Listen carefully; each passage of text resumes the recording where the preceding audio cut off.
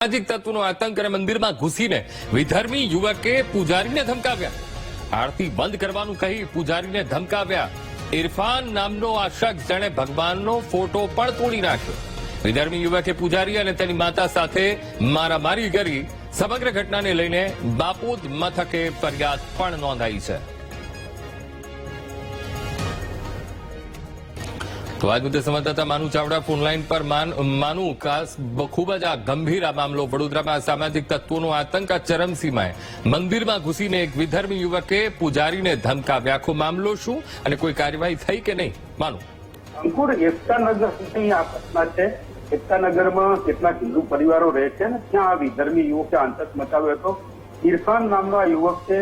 આરતીના સટિંગ બંધ કરો એમ કહી અને મંદિરમાં ઘૂસી ગયો હતો અને ભગવાનનો ફોટો છે તોડી નાખ્યો હતો.